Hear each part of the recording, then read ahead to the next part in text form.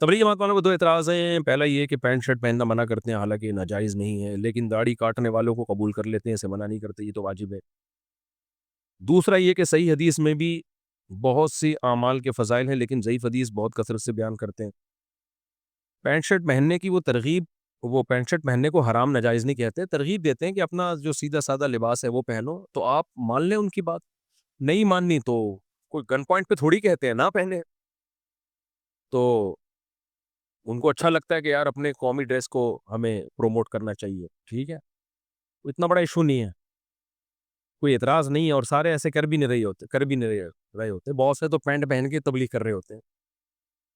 لیکن وہ اگر کہتے ہیں کہ شلوار قمیض پہنو تو اس کی بیس کوئی غلط نہیں ہے، اس کی بیس یہی ہے کہ بھئی اپنے کلچر کو فروغ دینا چاہیے. لیکن میں تبلیغ والوں سے ایک بات کہوں گا، اور آپ لوگوں سے بھی، میری بہت ٹریولنگ ہے دنیا میں، شلوار قمیض میں انسان لگتا غریب ہے.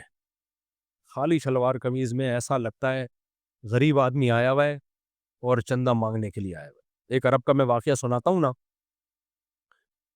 کہ وہ سعودی عرب میں ایک پاکستانی سیٹ تھا، فیکٹریوں کا مالک، شلوار قمیض میں بیٹھا ہوا تھا. تو ایک صاحب عربی آیا، اس کو زکوٰۃ کے پیسے دیے نا اس نے. اس سیٹھ نے کہا کہ میری فیکٹری ہے بھائی، میں غریب نہیں ہوں.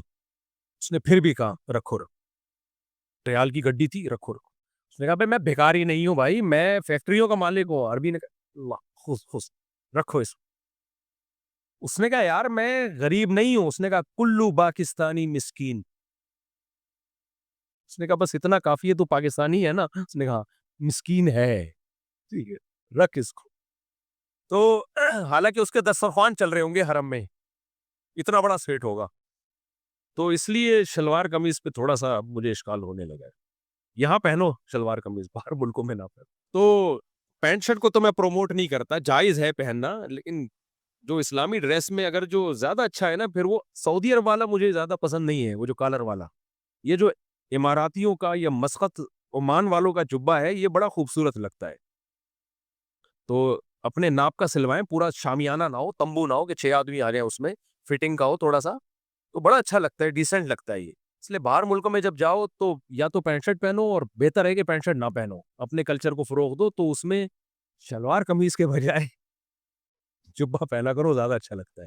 جبہ سعودی نہیں، مسقط والا جبہ، یہ زیادہ اچھا لگتا ہے. ٹرائی کرو، بچوں پہ تو بہت ہی جچتا ہے یہ. میرا بیٹا ہے چھوٹا، ہم عمرے پہ گئے تو میں نے اس کو وہی جبہ پہنایا اور سفید ٹوپی. عرب آ کے اتنا پیار کر رہے تھے، بچے بڑے عجیب اٹریکٹیو لگتے ہیں اس جبے میں، بہت خوبصورت لگتے ہیں بچے. شلوار قمیض میں اگر پہننی ہے تو ویسٹ کوٹ کے ساتھ پہنا کرو. تو اس لیے میں پہلے شلوار قمیض کو بہت پروموٹ کرتا تھا کہ اپنے لباس کو چھوڑو نہیں. اب میں باہر ملکوں میں جا کے کہتا ہوں شلوار قمیض کے اوپر ویسٹ کوٹ بھی پہنو، تھوڑا قائد اعظم کا لک آئے، یا کوئی پڑھے لکھے آدمی کا لک آئے، یا پھر جبہ پہن لو.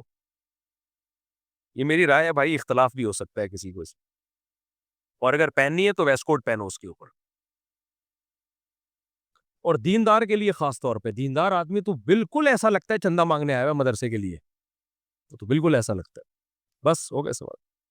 اللہ تعالیٰ عمل کی توفیق عطا فرمائے.